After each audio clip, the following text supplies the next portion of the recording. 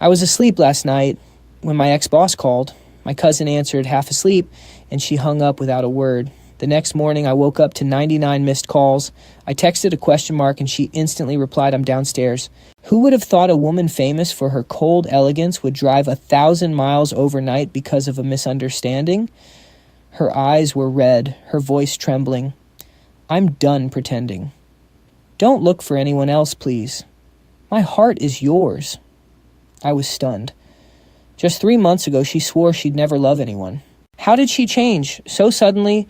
Everyone in our city knew me as her chief assistant, her absolute right hand. No matter what crisis arose, I was always the quickest to resolve it. Countless rivals tried to headhunt me with massive offers, but I never wavered. I'm a loyal man. Everyone assumed we were a couple, but she denied it every single time, calling me nothing more than her most vital partner. I just smiled, hiding my pain. I loved her for 8 years, but now I'm just tired. Walking out of the conference room, I stared at the city lights and suddenly spoke.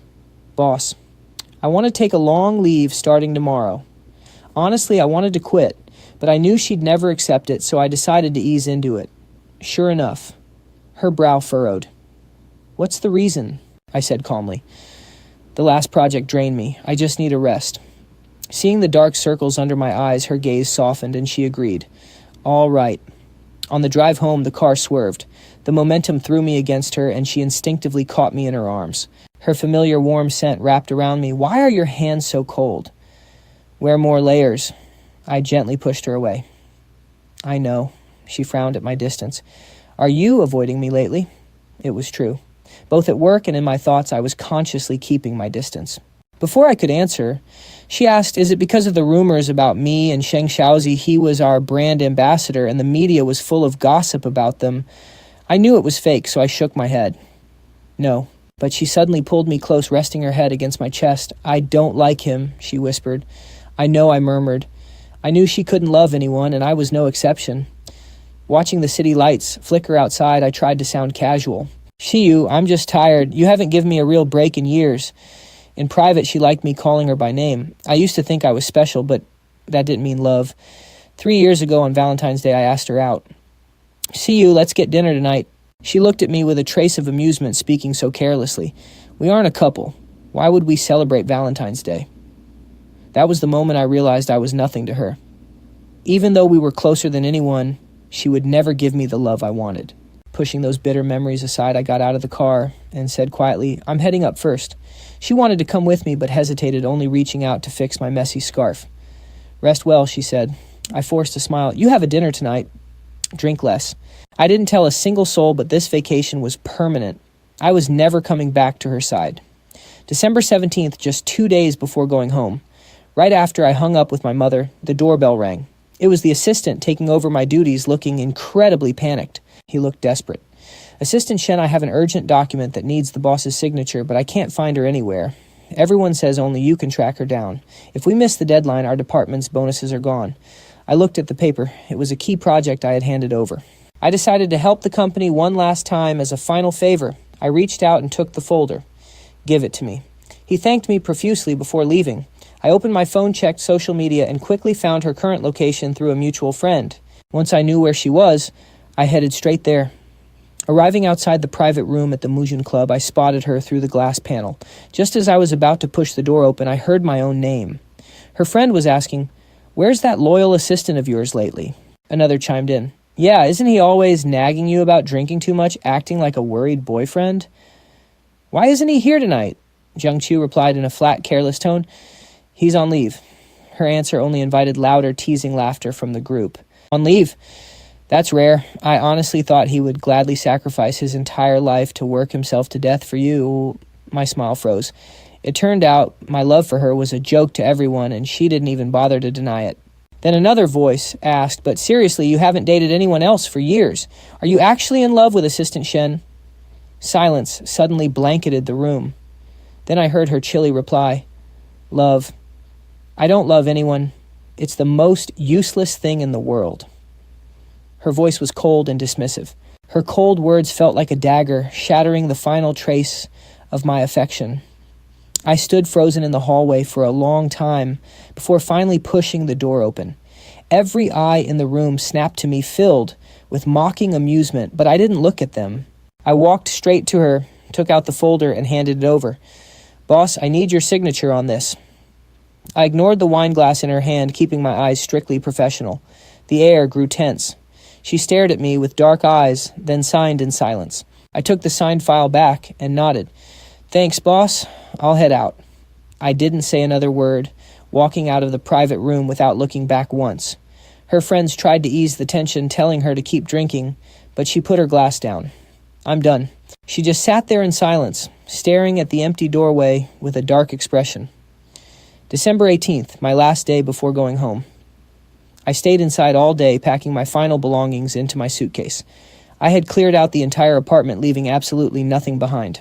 It was so clean that after tomorrow, every trace of my 8 years here would be erased forever. The next day, she kept her word and arrived to drive me to the airport. The ride was suffocatingly quiet. Even after we arrived, she didn't leave immediately. Instead, she carried my luggage, walking with me all the way to the boarding gate. This same airport. 8 years ago, when I left my hometown to build a future with her, she was here to welcome me. Now she was sending me away. At least we had a clean closure. The boarding announcement echoed from my flight. I reached for my suitcase. "Boss, I'll take it from here. Thanks for today." But as I grabbed the handle, she suddenly stepped forward and pulled me into a tight embrace. "Come back soon," she whispered. I didn't reply.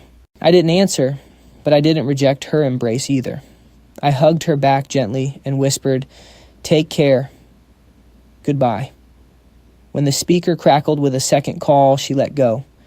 I grabbed my bags and walked toward the gate, never hesitating, never looking back once. I just raised my hand and waved over my shoulder. It looked like a normal, casual departure, but only I knew this was our final goodbye.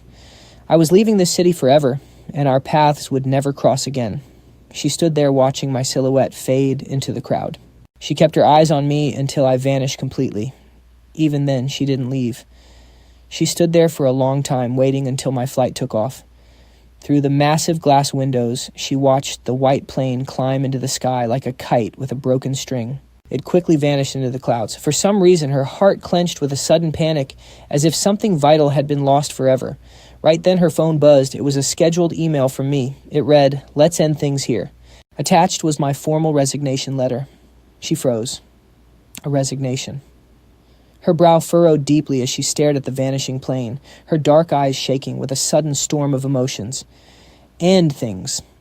How could we possibly end things like this? Chengyu, how could you just walk away so easily? Just then her assistant stepped up. "Director Jiang, the board meeting is about to start. We should get in the car." She looked away, silent for a long moment, before finally stepping inside. "Book me a flight to Yunnan." As my partner of 8 years, she knew exactly where my hometown was. Meanwhile, I leaned against the cabin window, watching the city shrink below the clouds. I was finally free. No more worrying about projects, no more rushing back at midnight because she fell ill. There was nothing left for me to worry about. Relief washed over me, and exhaustion quickly followed. I closed my eyes. When I woke up, I was back in my hometown. It had been nearly a year. Last New Year, I only stayed for 3 days. I felt so guilty. My father passed away when I was young, so my mother and I had only each other. She was already waiting for me at the airport. She grabbed my hand, looking me up and down. "You look so thin," I smiled. "It's just a baggy coat. It makes me look smaller." I wrapped an arm around her shoulder as we walked out. She patted my hand playfully. "I don't buy it. I'm going to feed you properly these next few days." I smiled. "Okay, thanks, Mom." Seeing her gray hair, my eyes stung. Over the years, I'd skipped so many meals for work that I ruined my stomach. Looking back, I really had neglected myself and my body was full of ailments. But things would get better. From now on, I would only care for myself and my family. Once we got home, my mother immediately started preparing dinner. Sweet and sour pork, scrambled eggs with tomatoes, and lotus root soup, all my favorites. As I helped her prep, she looked at me. "Chengyu, you haven't dated in years. Is there someone you like?" I paused, then shook my head, playing dumb. "No, of course not." She sighed. "You can't fool your mother. Tell me, do you like your boss?" I quickly changed the subject with a laugh. "Let's not talk about that. What if I just stay home to keep you company? And keep you company instead of working?" She kept chopping veggies, not taking me seriously. "You care way too much about your career. Stop joking." "When are you heading back? I need to prepare some food for you to take." I took a deep breath. "Mom, I quit. I'm not going back." She thought I was joking, but her smile faded when she saw my expression. Chengyu, are you serious? I nodded calmly. Yes, that job was too exhausting. She looked at me, opening her mouth but hesitating to ask more. She knew I was never afraid of hard work, so I must have been deeply hurt to walk away. But seeing how calm I was, she didn't know how to ask. Mom, the food is burning. My sudden shout broke the heavy silence, immediately redirecting her attention. She quickly tended to the stove, and dinner turned out great. Afterward, we stayed up chatting for hours. The next day, my mother and I went grocery shopping. As we stood at the checkout counter, someone suddenly called my name. Chengyu. I turned around, surprised. Jingshuan. When did you get back? Gu Jingshuan was my best friend in college. He went abroad while I moved to Licheng, and we gradually drifted apart. Seeing me, his eyes lit up. I thought my eyes were playing tricks on me. It really is you. I've been back for a month now. I've even heard stories about the legendary assistant Shen Haha. I just smiled faintly at the title. My mother remembered him immediately. He used to visit us all the time. He gently took the heavy shopping basket from my hand. Before I could even react to her suggestion to catch up, Gu Yingshuan dragged me away, waving a quick goodbye to my mother. We walked into our favorite old school cafe. Looking around in surprise, I was amazed that after all these years, this place was still standing. Gu Yingshuan seemed surprised too as she pulled me into a seat. Yeah, how have you been? I smiled faintly. Just working. You. She sighed deeply. Studying abroad sounds fancy, but it was absolute torture. Chengyu. Let me tell you, the food there is practically inedible. She rambled on while I listened, quietly feeling a long-lost sense of peace wash over me. It felt like I had traveled 8 years back in time. Once, she finally ran out of breath. She took a sip of coffee and asked with a grin, Chengyu, do you have a girlfriend? I shook my head. Haven't met the right one. I loved someone and chased them, but it didn't work out. She rubbed her hands. Well, I have someone for you. Interested? I teased. Is it one of your admirers? Annoyed, she retorted, I would never betray you like that. She is gorgeous. I promise you will love her. Sure you won't even consider it? I laughed. If she is that great, keep her for yourself. She waved it off. No way, she is my sister. She is driving us home later. Just decide after you see her. I did not take her seriously. We chatted a bit longer until a car pulled up. The moment my eyes met the woman stepping out, we both froze. She recovered first, recognizing me immediately. Assistant Shen. I collected myself and greeted her politely. President Gu, what a coincidence. Gu Nanji. We had crossed paths at the studio before. As Jiang Ciyou's competitor, I never expected to run into her here. Gu Yingzhuan was stunned. You two know each other. I explained we had only met once. Gu Nanji did not linger on it, noting the late hour. Get in, I will drive you home. I wanted to refuse, but Gu Yingshuan insisted, so I reluctantly got in. As the car rolled forward, the lively mood was a stark contrast to my usual silent rides with Jiang Ciyou. Then Gu Nanji suddenly brought her up. Did Jiang Ciyou finally let you take a break? My voice remained flat. Yes, a long one. Gu Nanji chuckled. Well, she must have found her conscience. Assistant Shen, if you ever want to jump ship, our company is always open to you. Not wanting to discuss Jiang, I quickly changed the subject. President Gu, let's not talk about work while I am off. Gu Yingshuan agreed. Yeah, what a buzzkill. Gu Nanji smiled apologetically. My bad. I was not thinking. Honestly, I did not care who I worked for anymore. I just wanted to clear my head and get some rest. Rest was exactly what I needed. For 8 years, I poured my entire life into being the perfect assistant to meet Jiang Ciyou's expectations. Stepping away so suddenly felt strange, and I wondered how long it would take to adapt. Staring out the window, I noticed the rain starting to fall. The car pulled up to my apartment complex. The rain was pouring. Chengyu, you do not have an umbrella, do you? I will have my sister walk you in. Gu Yingshuan nudged her sister. I declined running under the awning to ask the security guard, Sir, do you have an extra umbrella? He shook his head. Just lent the last one out. Truly, when it rains, it pours. I sighed heavily, but as I turned, Gu Nanji was already beside me. Let's go, I will walk you in. Looking up, I saw Gu Nanji holding an open umbrella. It would be rude to refuse their kindness now. The walk to my building was only about 5 minutes. Gu Nanji was the first to break the silence. Yingshuan is trying to set us up, you know. I sighed and exhaled a puff of white mist. Do not take her seriously. She smiled, looking intrigued. You really won't consider it. I am a great catch, and I like you. I chuckled. You only like my professional side, she laughed. That is why I love smart people. Suddenly, though, she shouted, watch out. Before I could react, she pulled me close to her. A motorcycle roared past the exact spot where I had been standing, splashing water everywhere. Instantly, my instincts kicked in, and I stepped back to put some distance between us. But right then, a familiar voice pierced through the downpour, clear and sharp. "Ah, you." I froze, locking eyes with a pair of intense, searching eyes. Jiang Ciyou was standing right by my building. I looked away instantly, but Gu Nanji spoke up first. "President Jiang, what brings you here?" Gu Nanji asked. Jiang Ciyou glared coldly before looking back at me. "Ah, you come over here." I stood my ground, silently refusing.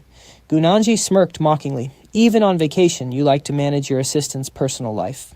Jiang Ciyou snapped coldly. "Shut up, this has nothing to do with you." Turning back to me, her voice grew even harsher. "Ah, you come here. Get away from her." I looked at her calmly. "Jiang Ciyou, under what authority are you saying this to me?" She frowned deeply. "You are my assistant, my most important partner." Her answer was entirely expected. I shook my head. "But I have already resigned." She grew cold. "I do not accept it." I exhaled into the chilly air. "President Jiang, even if you refuse, the paperwork has already been stamped. Stamped and legally binding." Jiang Ciyou's frown deepened. I sighed, turning to Gu Nanji. "Thank you, and sorry you had to see this drama." Gu Nanji shrugged it off. Just as I was about to speak, a firm hand gripped my wrist. Jiang Ciyou stepped into the pouring rain, her voice suddenly softening. "Be good, ah, you." Gu Nanji tried to step in, but I stopped her. "President Gu, please leave first. Take Yingshuan home. I do not want to make a scene." Hesitating, she handed the umbrella to me and walked away.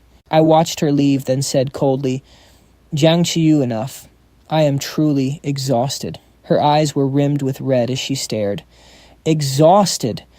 How have I ever mistreated you? If I did not already know the truth, anyone seeing her this desperate would break. But I would not break. I knew better than anyone. I could still hear her old words ringing in my ears. I never love anyone. The one thing she despised was what I wanted most. But that is over. The past is in the past." Taking a deep breath, I pried her fingers off my wrist one by one, leaving no room for doubt. Jiang Ciyou let it go. "We are never going back." Her gaze darkened and her grip tightened right back up. Frustration flared deep inside my chest as I watched her hand tighten. Since she did not love me, what was the point of this endless chasing? Neither of us spoke, locked in a silent standoff, until my mother's voice shattered the quiet. "Chengyu, is that you? Did you forget to bring an umbrella?" Watching my mother walk over, I sighed and made a temporary truce. "President Jiang, in front of my mother, please let us act normal." She stared at me silent, but slowly let go of my hand. My mother approached, looking at me with worry. "Why are you absolutely soaked? Let's get you home to change. If you did not have an umbrella, you should have called me." She pulled me along, then noticed the figure beside me. "Who is this?" I glanced at Jiang Ciyou and said, "Mom, this is President Jiang." My mother blinked in surprise. "Are you here for Chengyu?" Jiang Ciyou nodded politely. Her camel coat was drenched. My mother frowned. "No matter what, come inside and dry off. It is freezing, you will catch a cold." Hospitable as she was bound to invite Jiang inside, which was why I asked Jiang to play nice. But I never expected her to be bold enough to stay the night. While drying my hair, I heard her lie smoothly. "Auntie, can I stay over tonight?" My mother hesitated, glancing at me. I stopped drying my hair and said flatly, "President Jiang is busy. She should head back. Flights are not delayed that long." In a raspy voice, she replied, "I am sorry, I feel a bit dizzy. If it is inconvenient, I will book a hotel." I stared at her, my throat tight, my brow furrowed in frustration before I forced myself to relax. My mother quickly intervened. "Oh, don't worry about it, stay. We have a guest room." "We do not have any clothes that fit you. If you do not mind, you can use a bathrobe. It is warm inside." Jiang Ciyou replied quickly, "I do not mind." Once she went into the bathroom, my mother whispered, "Why is your boss here? Did you leave some unfinished business, or is she here to get you back?" I shook my head. "It is nothing, just some final work handovers. It will be sorted out soon." I had no idea what she wanted, but it did not matter. She was a stranger now. When she stepped out of the bath in a clean robe, I was reading on the sofa. For a second, she looked around as if expecting our old apartment. But when I looked up, my voice was icy. "President Jiang, treating a man like a business deal won't get you what you want." My cold words shattered her illusion. This place was entirely foreign to her, and so was I. She sat down beside me, her voice dropping. "Ah, you, are you done throwing your tantrum? Come back and I will pretend none of this happened." I paused, sighing. "Jiang Ciyou, why don't you get it? I am not going back. We are finished." Her chest tightened with heavy, suffocating anger. "Ah, you, that is enough." I snapped my book shut. "President Jiang, do not call me that again."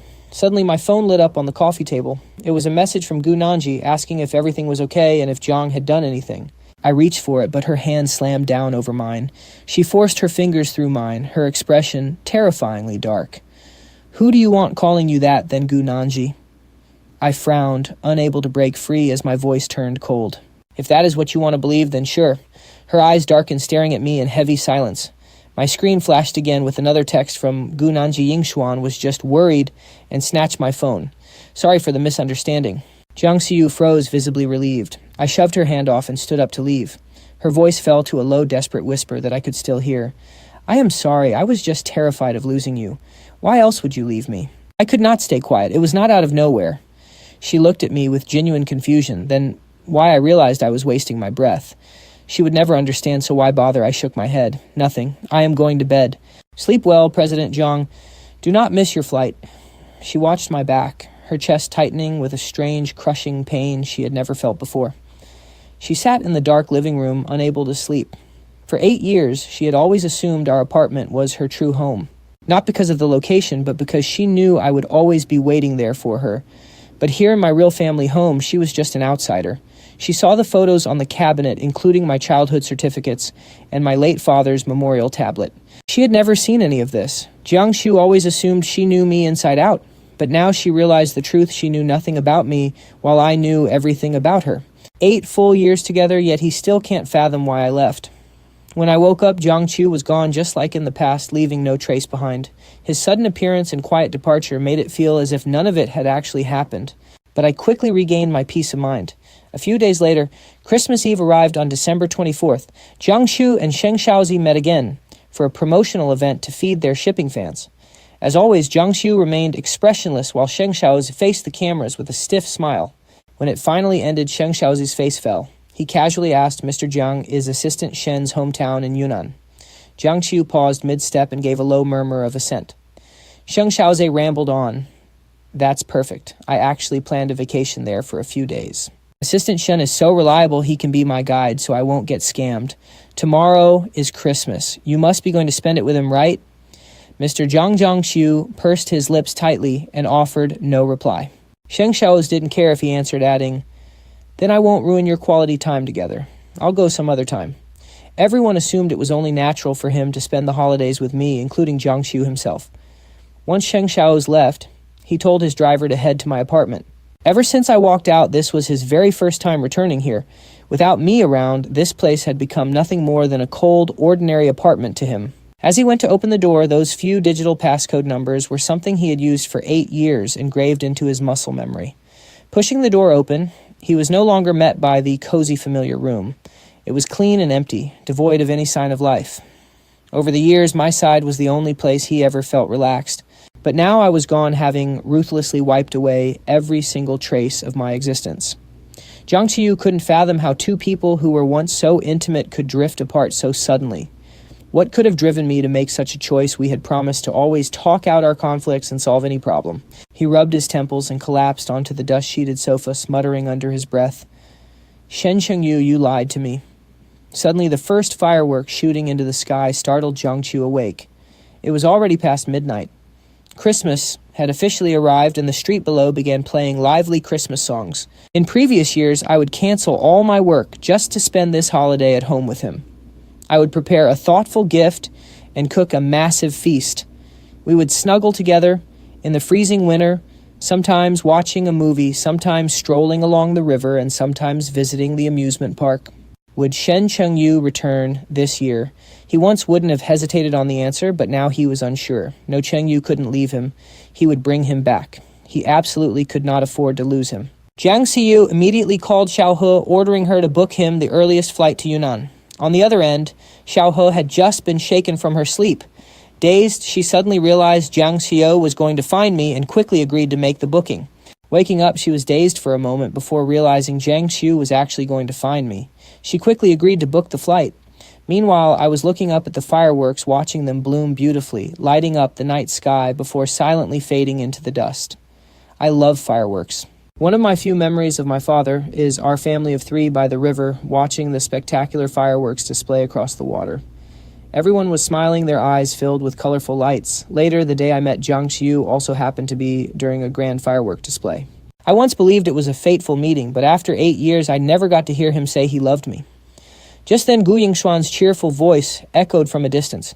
"Chengyu, look who I brought." I turned around to see him grinning, pointing to Gu Nanji, who gave a helpless smile. Since the Gu parents were abroad, I had invited them over to celebrate, the more the merrier.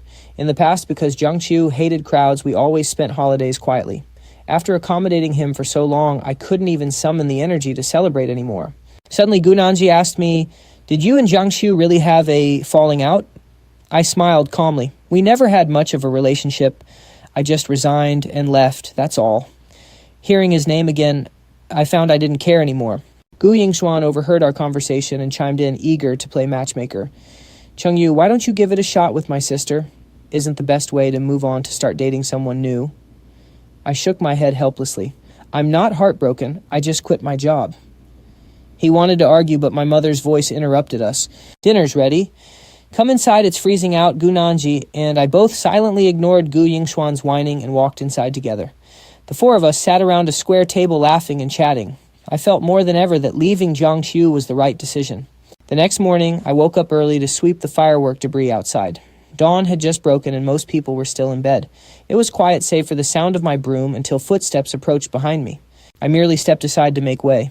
But the person stopped right beside me and held out a gift box. "Merry Christmas a you." I noticed the scarf Jiang Ciyou was wearing was the one I gave him last year. Frowning slightly, I gripped my broom and turned to walk inside. Jiang Ciyou stopped coming here. He couldn't help but grab my arm, but let go silently when I turned around. Staring at me, he blurted out his awkward excuse. "Does Shen Chengyu want you to be his guide?" I paused, then answered, "Yes." Actually, Jiang Ciyou had arrived hours ago. His car was parked nearby. He had sat there watching me step out to do my chores, looking completely different from my stressed self at work.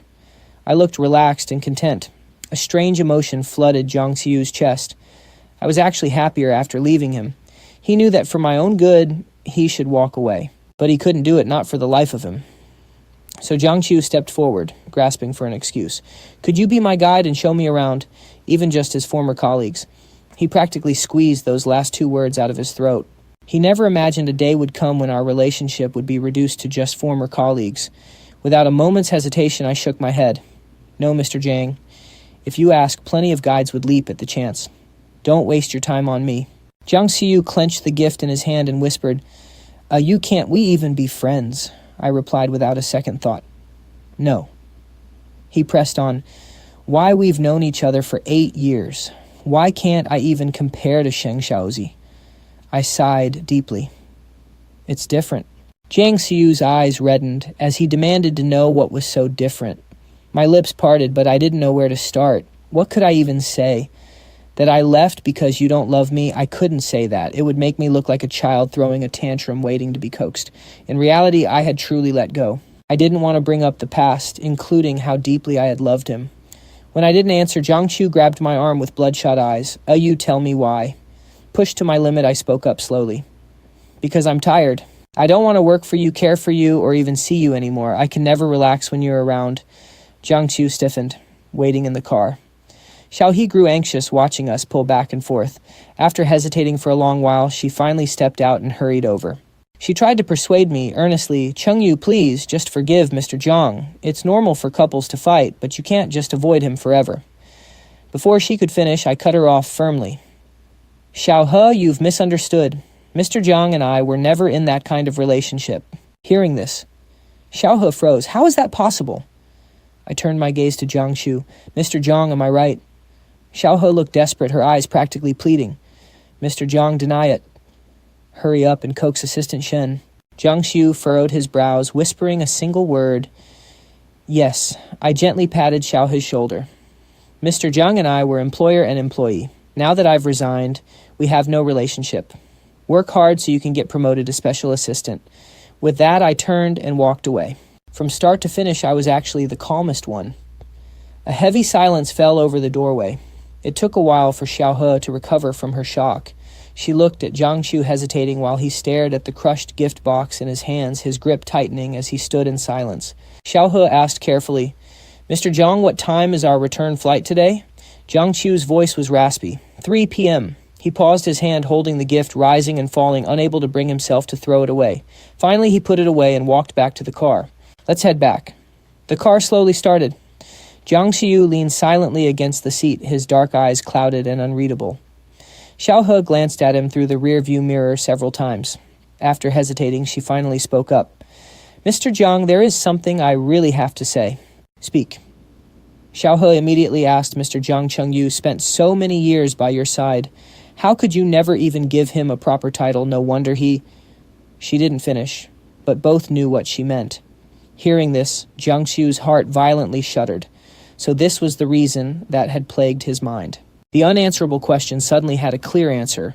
No wonder Shen Chengyu had left without a word. His heart was completely broken because he had never once said he loved him. In an instant, his blood began to boil, and he couldn't settle down. His emotions surged wildly, impossible to quiet. He suddenly barked, "Stop the car. Go back, Xiao." He understood and drove back to my building. Jiang Ciyou pressed my doorbell frantically, but there was no answer, even though he could clearly hear someone standing behind the door. He pleaded loudly, "Hey you, let's talk, please." I didn't reply. "Hey you, I want to see you even if it's the last time." After another silence, the door finally opened. I looked up and stared at him calmly, waiting for him to speak. Jiang Ciyou looked into my eyes, his heart racing fast. He knew I was incredibly important to him, but was it love? Jiang Ciyou didn't know because he had always considered love a useless concept. But if this was the answer I wanted, he didn't mind giving it. As long as I came back, he would do anything. Steadying his breath, he whispered those 3 words, "Ayu, I love you." Hearing this, I froze in disbelief. Jiang Ciyou added softly, "Ayu, come back, please." He reached out to touch my hand, but I pulled back. I let out a bitter chuckle. "Jiang Ciyou, I never thought you'd tell such a lie just to get me back." Jiang Ciyou froze instantly. I clearly didn't believe him, my eyes devoid of emotion. "Jiang Ciyou, is this your grand speech? I remember you saying love is the most useless thing in the world, and I spent 8 years proving that. How could you suddenly say you love me because it's useless? You're just using it as a bargaining chip to make me stay." Jiang Ciyou's voice trembled. "Ayu, it's not a lie." But I still showed him no mercy, preparing and pushing him away. "Since this is the last time, please do not disturb me anymore." With that, the door slammed in Jiang Ciyou's face once again. This time, it would be almost impossible to reopen. He stood there lost in thought, not knowing how long he had been standing outside my door. When he came to, rain had started falling. He hated the rain. The misty fog made it impossible to see my figure. Xiao He held up an umbrella and whispered, "Mr. Jiang, we should go." Jiang Ciyou hid his emotions, acting as if nothing. I didn't walk away, but the redness in my eyes wouldn't fade anytime soon. Inside, I was warming milk in the kitchen. I used to brew coffee the moment I woke up. But since I returned home, Mom worried about my stomach and had me swap coffee for milk. A few days later, I went to the airport to pick up Sheng Xiaoze. It actually surprised me that he reached out to me for this. We weren't even close, just had some overlap at work and grabbed dinner once or twice. Still, I didn't turn him down. I was free anyway, and showing a friend around my hometown sounded nice. When Sheng Xiaozi saw me, he gave me a huge hug, calling me Special Assistant Shen. I explained I had left that job and told him to just call me Chengyu.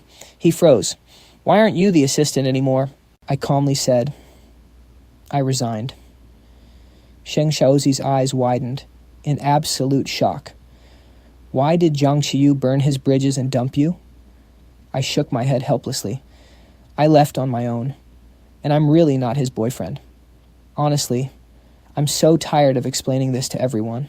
Everyone thinks we are a couple, but we are absolutely not." Fortunately, Sheng Xiaozi didn't press any further. He just waved it off and said, all right, whatever the case may be, we won't talk about any of that tonight." I checked the time and suggested, "It's getting late. Let's drop your bags at the hotel first and we can go out tomorrow." By the time we got there, it was already pitch black. He had bought some drinks and begged me to stay. Worried he might overdrink alone, I agreed to stay. At first, Sheng Xiaozi just took tiny sips, but soon he was gulping it down and grew incredibly talkative. Let me tell you, that female director on my last show was a total creep, always hitting on the male actors. I silently played the listener, occasionally nodding along. I used the chance to ask why he asked me to show him around. He stared at me for a moment, then smiled. "Because I don't really have any friends." I was taken aback. "But isn't your circle huge?" He downed another glass and shook his head, smiling bitterly. No. Those people pretend to be close to me only for business. But you, Special Assistant Shen, you never try to flatter me or ask for anything. I felt that the moment we met, I rarely see someone who has worked for years but still keeps such honest eyes. He clinked his glass against mine. Bottoms up. We are officially friends now. I snapped out of my daze, raised my glass, and drained it. It turned out even the famous popular Shen Chengyu had hidden struggles. I never expected him to have such a high opinion of me. I had never paid much attention to him before, only tracking his news when he worked with our company. In my mind, he was just an easygoing guy with a big heart and no ego. Sometimes I even thought that he and Jiang Ciyou actually made a pretty good match. But in reality, once the camera stopped rolling, they had absolutely zero chemistry together. As the night went on, we kept clinking our glasses and drinking, and then Shen Chengyu suddenly gossiped. Chengyu, be honest with me. Do you like Jiang Ciyou? I gave a casual smile. Once. He didn't seem surprised at all. He laughed, throwing an arm over my shoulder. Chengyu, how could an idiot like him fail to keep someone like you? Does he even understand what love is? The guy can't even figure out who he likes. I steady a bottle on the table that he almost knocked over, replying softly. Who knows? Either way, he doesn't love me. He poured us another glass and shrugged. If he doesn't love you, who else could he possibly love? Half joking, I replied. Himself, probably. He froze, then burst out laughing. Too true. People who make that kind of money rarely love anyone more than themselves. We shouldn't waste our energy on them anyway. Making ourselves happy is what actually matters. Exactly. That's why I chose to make a change. We drank and chatted until late in the night, finally passing out. When I woke up, it was already noon. I pulled out my phone to show him the itinerary I had planned. It looked like today's schedule was ruined. Sheng Xiaozi waved his hand dismissively. No worries. Since we're resting, we should just go with the flow. Don't let rigid schedules tie us down. I nodded, feeling the fog in my mind finally clear up. Over the next few days, I took him to the spots he wanted to visit. We got along incredibly well. At the airport, he called me the best tour guide ever and promised to hit me up again next time. I just smiled, waving him off as he headed to his gate. I waved goodbye and wished him a safe flight. After some time, I felt rested enough and started casually thinking about my next job. But with the new year just around the corner, I didn't rush. Instead, I focused on shopping for holiday goods with my mom. We hung up red couplets and window paper cuts. Our neighborhood is an old area on the outskirts where almost everyone knows one another. People light firecrackers and visit neighbors, making it much livelier than the city. I can't say which lifestyle is better, but right now I love this. The warm, lively atmosphere completely swept me up. On New Year's Eve, my mom and I did a deep clean to welcome the new year. I sorted out a large box of junk. Some were broken childhood toys, and others were old mementos related to Jiang Ciyou that I had completely forgotten about. I had forgotten where I even put them. Things like our first photo at the company gala or the anniversary picture from moving into the apartment. Items I once treasured now looked like useless scrap paper. I dumped them all into the dumpster outside and dusted off my hands. This was my true fresh start. That night, Mom and I sat on the couch, counting down to the new year with the TV. The very second it hit, 0 fireworks erupted outside all at once. I took my mom's hand. Happy New Year, Mom. She smiled and handed me a red envelope, wishing my son an even better and healthier year ahead. I gasped. Mom, I'm not a kid anymore. I shouldn't be getting lucky money. She gently stroked my hair and spoke softly, but you will always be my child. Suddenly, my phone buzzed several times. I picked it up to see holiday wishes from friends and automated promo accounts. Jiang Ciyou used to be pinned at the top visible the second I opened the app. Now he was muted and buried deep down in the chat history. I didn't even notice his brief text at first glance. Happy New Year, you. I replied to a few people, but too exhausted to stay up, I put the phone away and slept. The next morning, a loud knock woke me up. I went downstairs to find a courier. Hello, you have a package. I accepted it without a second thought. After washing up, I remembered to open it. The sender hadn't left any information. It was anonymous. Inside was an exquisite, clearly expensive watch. I froze in surprise. I didn't even have to guess to know it was from Jiang Ciyou. I instinctively opened the door, hoping to catch the courier and return it, but the street was already completely empty. With a silent sigh, I grabbed my phone. After hesitating, I decided to contact Xiaohe. Xiaohe, I'm mailing a package to you. Make sure to collect it. Before he could ask what it was about, I hung up. His phone was connected to the car's navigation, and Jiang Ciyou sitting in the back seat instantly spotted my name on the screen. Jiang Ciyou frowned, his voice cold. "What does he want with you?" "Xiao," he answered honestly, "Chengyu said he has something to mail to me." Jiang Ciyou instantly understood. I was returning his gift. After years together, we knew each other's temperaments all too well. If I returned it to him directly, he would never accept it. His expression turned complex. Out of my sight, he had actually driven to my house several times, just watching me from afar. When he couldn't see me, his mind was filled with longing, but seeing me only made him resent the distance. He couldn't resist the urge to touch me, so he forced himself to stay busy, intentionally going there less often. Over the years, Jiang Ciyou had faced countless obstacles without fear. Yet now facing me, he felt completely lost and helpless. What could he possibly do to win me back? After some time, I began looking for a new job. Gu Nanji heard about this from Gu Yingxuan and immediately offered me a position, but I declined without hesitation. He teased me, asking if I felt bad for my old boss. I didn't mind his teasing.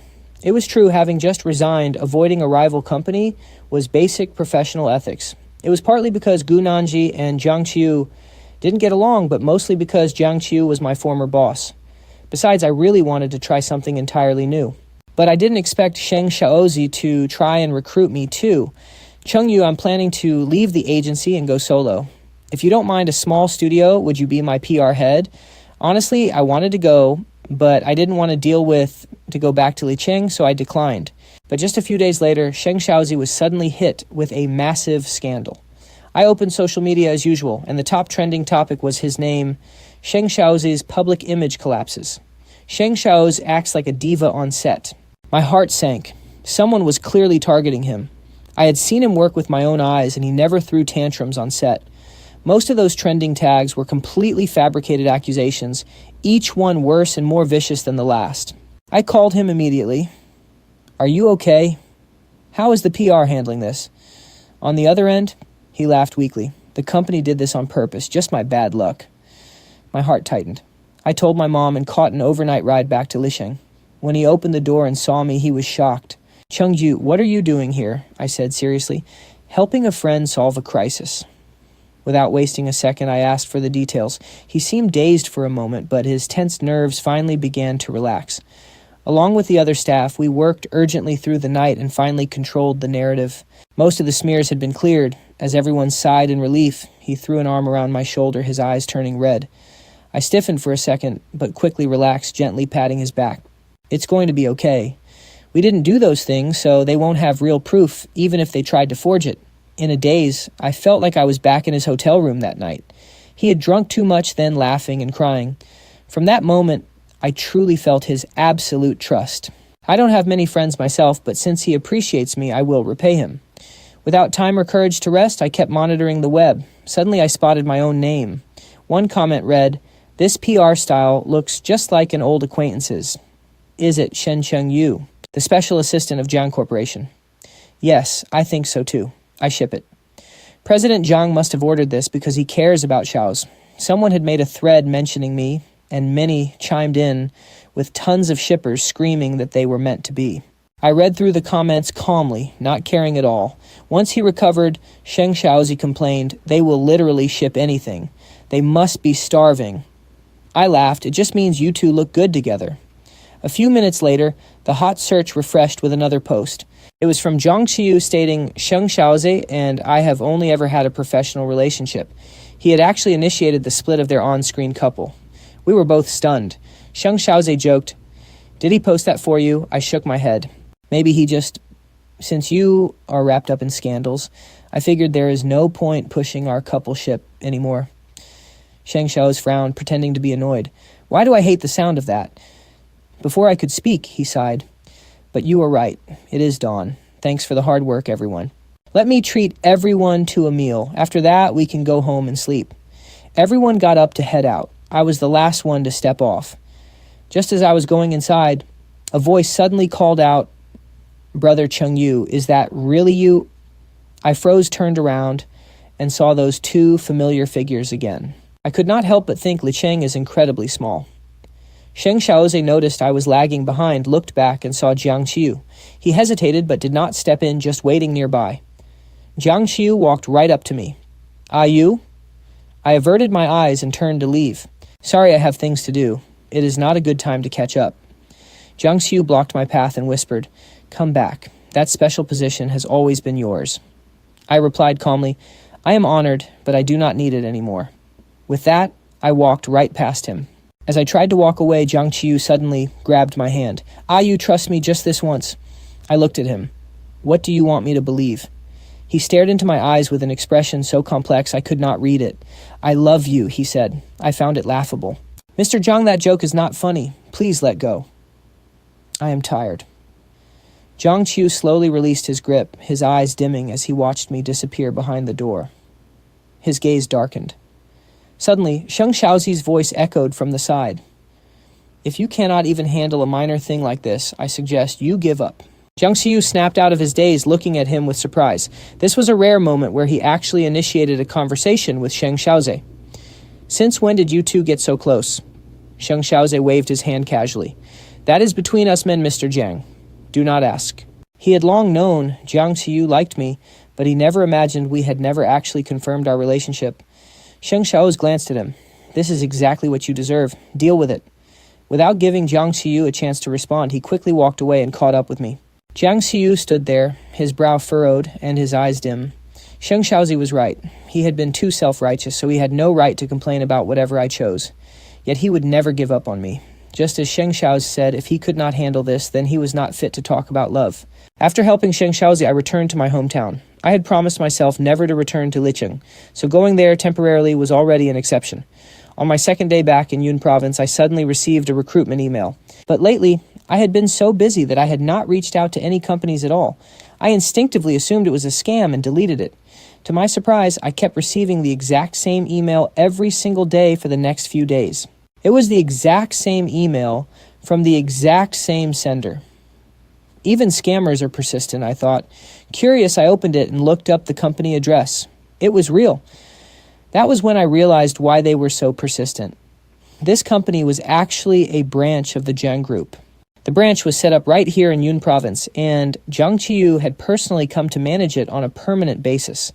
I stared at the screen for a few seconds, deleted the email again, and blocked the sender. I really did not understand the point of his persistent pursuit. Why could he not understand that we could never go back? The next day, I took a job at a company close to home. Life became peaceful and routine. Weeks passed, and Jiang Ciyou never showed up. I thought he had finally given up, and I breathed a sigh of relief. But that night, while chatting with friends, I learned that the Jiang Group was facing major trouble. My heart tightened and my brow furrowed. As one of the original founders of the company, I cared about its fate more than anyone. I immediately called Xiao He. "Is the company really in trouble?" On the other end, Xiao He was frantic. "Brother Chengyu, it is true. Since Mr. Jiang left for the branch, several headquarters shareholders have been making backroom deals. They want to sell the group to our competitors at a low price." A wave of guilt washed over me. If it were not for me, Jiang Ciyou would never have come to Yun Province in the first place. Xiao He pleaded with me over the phone. "Brother Chengyu, is there any way you can come back and help us? I am so busy I cannot even eat, and Mr. Jiang has not slept in days. I have to go. I need to get back to work. Goodbye." Staring at the disconnected call, a heavy weight settled in my chest. What was I supposed to do? Returning meant I would inevitably have to face Jiang Ciyou again. But if I stayed away, my years of hard work would go down the drain and the employees would suffer. I stayed awake all night. The next morning, I handed in my resignation to my current employer. I decided to help the company face this crisis. The moment Jiang Ciyou saw me, a spark returned to his bloodshot eyes. "You," he whispered. I looked at him calmly. "Go get some rest first." He shook his head, refusing. I frowned, staring at his exhausted face. I wanted to say something, but I held back. Turning away, I began coordinating with Xiao He. Jiang Ciyou watched me greedily, forcing himself through another sleepless night. Finally, Xiao He could not bear it and slipped half a sleeping pill into his coffee to force him to rest, allowing him to sleep for a few hours. The moment he woke up, he bolted upright to make sure I was still there. As I turned to speak with a colleague, our eyes met. After a brief second of contact, I casually looked away and continued my conversation. He did not interrupt my work, but during a brief break, he pleaded in a hoarse voice, "You please do not leave me again." My stance remained completely unchanged. "Once this is resolved, I am leaving." His lips trembled, but he did not say another word. When it was my turn to rest, Jiang Ciyou stayed close by my side. "I will not give up," he whispered. This crisis was far more complicated than the situation with Shen Chengyu taking nearly a month of hard work to fully resolve. Once things stabilized, Jiang Ciyou suggested a celebration dinner. I had no intention of going, so I gathered my things to leave. He grabbed my hand, pleading, "Ayu, at least have dinner with everyone before you go." Xiaohe chimed in, "Yeah, Brother Chengyu, please stay." It was so hard for us to gather. Everyone tried to convince me to stay, but I shook my head. "No, sorry. I already booked my flight." His face fell. I had planned my departure long ago. Even after fighting alongside him for a month, my heart had not softened. Jiang Ciyou chased after me. "Let me drive you to the airport," he insisted anxiously. Xiaohe stepped forward. "Mr. Jiang, I will get the car." Jiang Ciyou stopped him. "No need. Stay and host the dinner." By then, I had already walked out and raised my hand for a taxi. Just as I raised my hand to hail a cab, a hand grabbed my wrist and pulled it down. Jiang Ciyou looked at me, frowning. "Let me drive you." I shook my head. "Really, no need," he pleaded softly. "Do not always reject me." I stared at him. It was definitely his face. But why did his actions feel so different from the Jiang Ciyou in my memory? He was constantly clinging to me, impossible to shake off. I began to regret returning here. In the end, unable to win the argument, I got into his car. But this time was different. We were not sitting in the back. Instead, we were in the front seats. I stared out the window, feeling incredibly uncomfortable. When I asked why I could not sit in the back, he offered an excuse. "The rain got it dirty and I haven't cleaned it." I knew he was lying. "You did not even go out yesterday," I countered. He replied guiltily. "I lent it to a friend." I gave up and stopped arguing. The car fell silent. I stared at the city lights outside, blurred by our speed. Licheng's iconic landmarks were exactly as they had always been, bustling with people and laughter as if nothing had changed. For a moment, I felt a sense of vertigo. It felt as though everything recently was just a dream, as though I had never left him and was still Assistant Shen running after him. But I knew better. I knew better than anyone that everything had changed. The biggest change was my own heart. The heart that used to race the moment I saw him now beat normally, as if he were a complete stranger. Letting go really does happen in an instant. Suddenly a sound pierced the air, the screeching of brakes and a deafening horn. Before I could process it, a violent impact slammed into us. In that split second, Jiang Ciyou did not hesitate. He threw himself over me, shielding my body. My heart raced wildly, though whether from terror or love I did not know. My head hit something hard and my consciousness began to fade. I could faintly hear his weak voice beside my ear whispering, "Ayu, I love you. I really love you." Then I dreamed. I felt crushed by a heavy stone, plunged into deep, freezing water, suffocating in the dark. Waves of pain washed over me, shifting from a raging fire to freezing depths. I struggled desperately, swimming upward to escape the suffocating dark. Finally, a ray of light pierced the surface, catching my eyes. I woke up. I opened my eyes with a gasp, gasping for air, my throat burning with pain. The sharp ache cleared my mind, bringing back the memories of the crash. Jiang Ciyou was driving me to the airport when it happened. My last memory was of him throwing his body over mine, shielding me from the impact. He had whispered something to me. I was not sure if it was real or just a hallucination, but in that critical moment, he said he loved me. My emotions were a tangled mess. Just then a nurse walked in to change my IV bag, looking relieved to see me awake.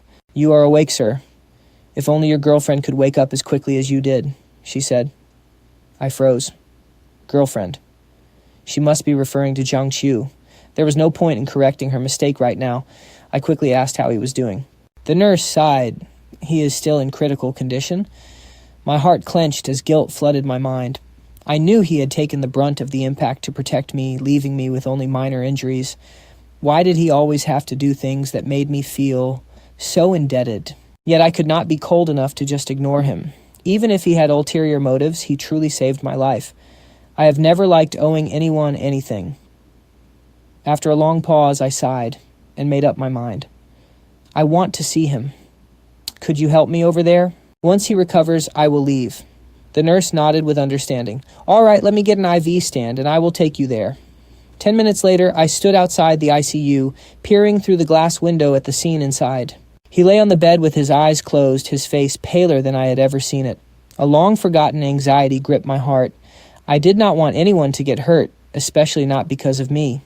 Seeing my worry, the nurse offered a gentle, comforting word. "He will get better.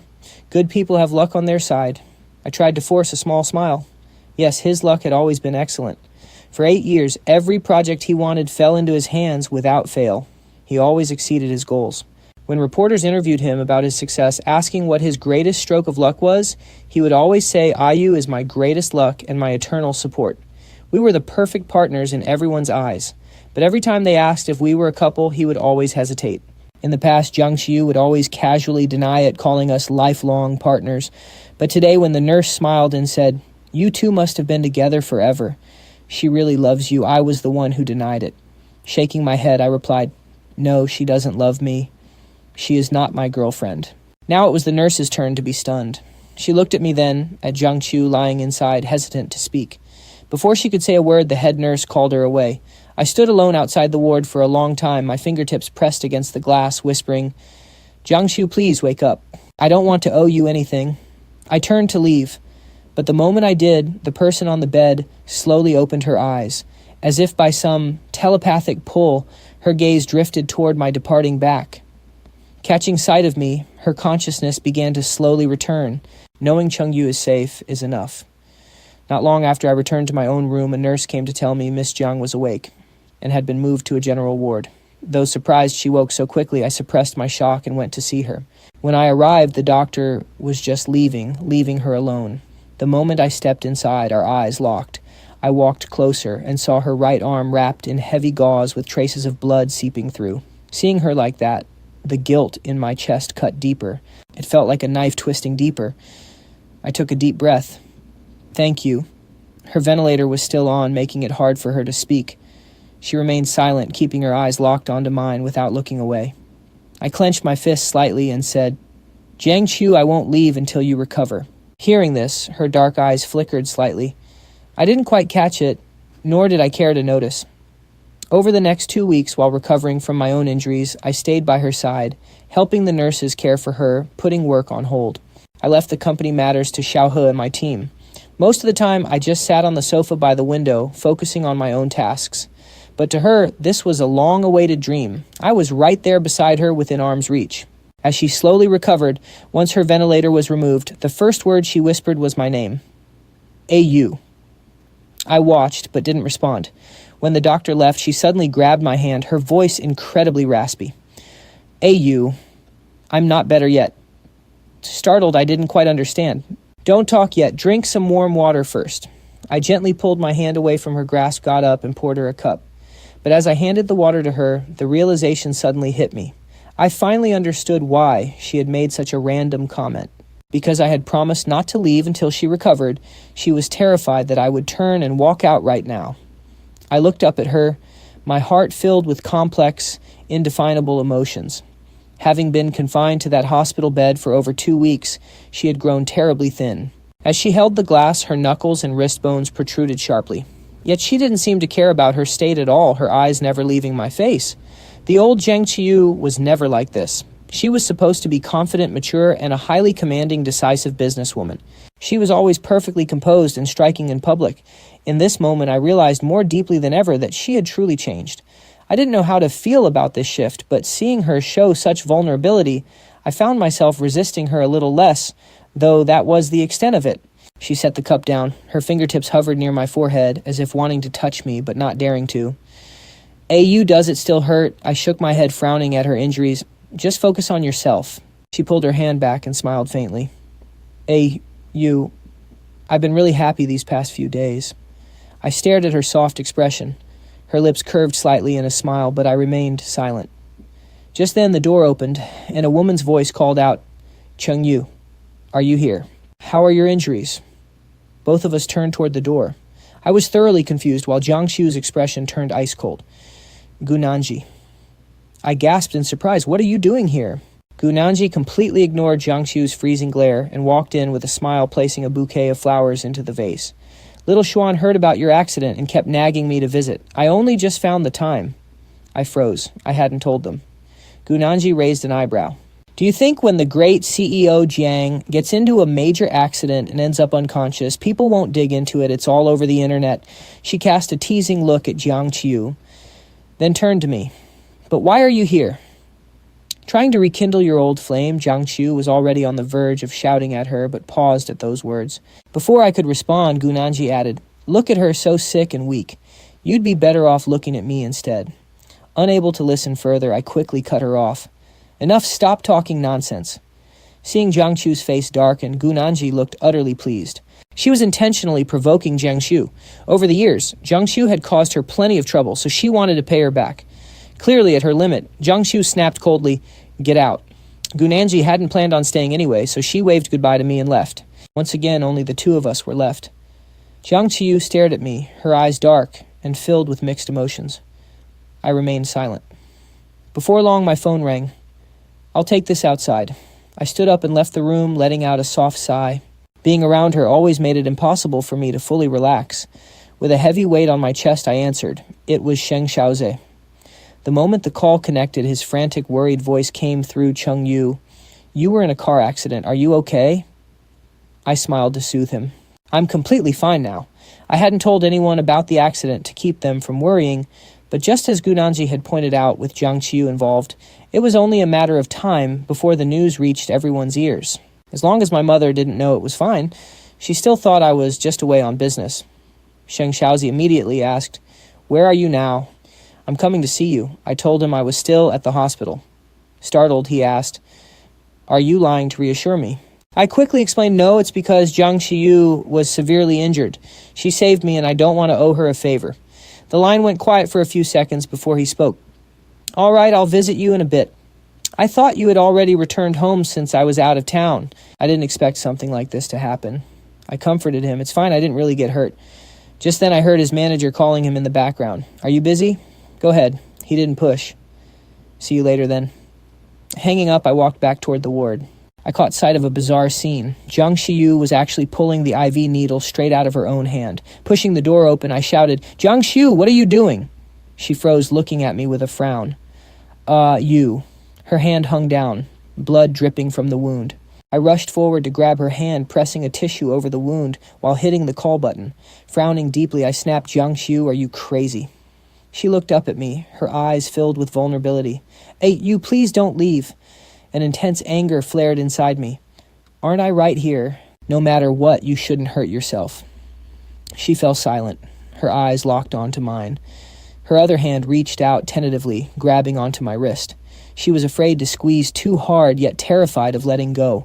I suddenly recalled a similar incident not long ago. It seemed her IV needle always slipped, or there was some issue with her meds. My face darkened. "That time you said you accidentally pulled it out, did you do that on purpose too?" She avoided my question. "I just wanted you to stay with me a little longer." Words failed me, catching in my throat. Seeing her so desperately anxious and insecure left a bitter taste in my mouth. How did she become like this? Staring straight into her eyes, I warned her, "Jiang Ciyou, if you do this again, I will leave and never look back." Her lips parted slightly as she slowly whispered, "Okay." After a pause, she added, Your hands are still so cold," I replied, indifferently. "It doesn't matter. I'm used to it." I instinctively tried to pull away, but she held on. Memories of our past rushed back, leaving my heart in knots.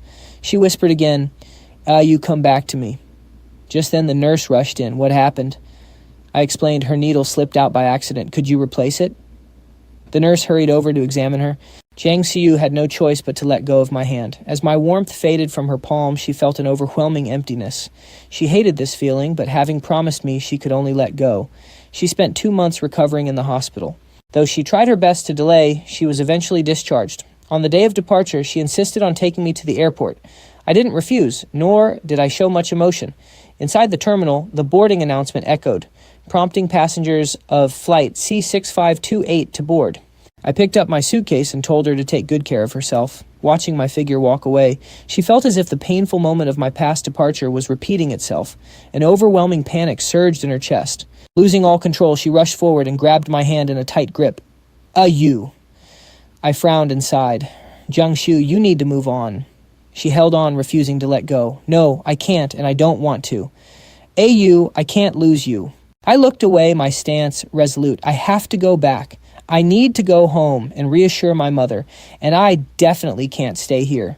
Otherwise, my resolve all this time would be a joke." I had truly moved on.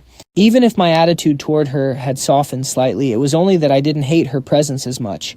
Going back to how we used to be was impossible. In the end, she couldn't keep me.